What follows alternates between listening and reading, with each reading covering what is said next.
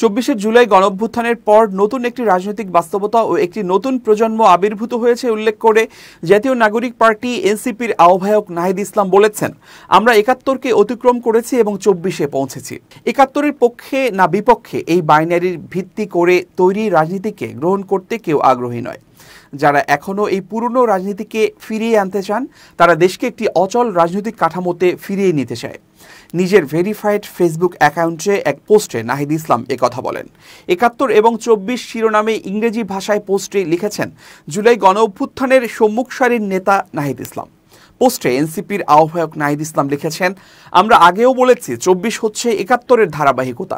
৭১-এর আকাঙ্ক্ষা, সাম্য, মর্যাদা ও ন্যায় বিচার এগুলোই ২৪-এর বৈষম্য বিরোধী এবং গণতান্ত্রিক গণ অভ্যুত্থানের মধ্য দিয়ে পুনরায় ঘোষিত হয়েছে, যেখানে মুজিববাদ ৭১-কে একটি ভারতীয় বয়ানের মধ্যে ঢুকিয়ে আমাদের জাতীয় সার্বভৌমত্ব ও স্বার্থকে বিপন্ন করেছিল এবং ২৪-এর স্বাধীনতা, সার্বভৌমত্ব ও মুক্তিযুদ্ধকে প্রকৃত চেতনাকে পুনরুদ্ধার করেছে।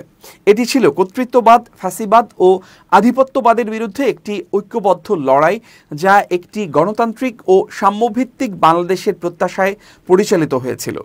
২৪-এর পর নতুন একটি রাজনৈতিক বাস্তবতা ও একটি নতুন প্রজন্ম আবির্ভূত হয়েছে উল্লেখ করে নাহিদ লেখেন, যারা ২৪-এর লড়াইয়ে অংশ নিয়ে সেই যুদ্ধে জয়ী হয়েছেন, আমরা ৭১-কে অতিক্রম করেছি এবং ২৪-এ পৌঁছেছি।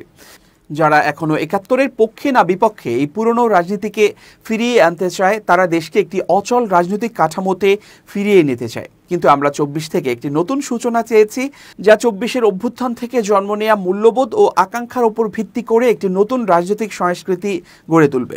নাহিদ লিখেছেন, রাষ্ট্র ও সমাজকে ঐক্যবদ্ধ ও গণতান্ত্রিক করার জন্য মুজিববাদ এবং সব ধরনের কর্তৃত্ববাদী ও ফাঁসিবাদী শক্তিকে পরাজিত করাই আমাদের দায়িত্ব। এই প্রজন্ম ইতোমধ্যে ৭১-কে অতিক্রম করে এসেছে।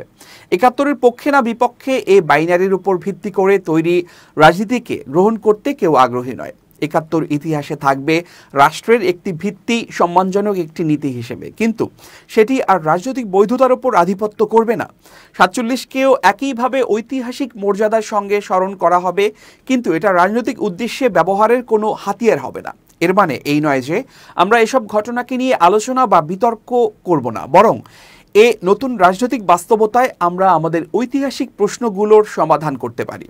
এখন রাজনীতি হতে হবে ২৪-এর মূল্যবোধের ভিত্তিতে, এই মন্তব্য করে নাহিদ ইসলাম ফেসবুক পোস্টে বলেছেন, যারা আবার ৭১-এ ফিরতে চায় তারা ২৪-এর নতুন রাজনৈতিক বাস্তবতাকে অস্বীকার করছে।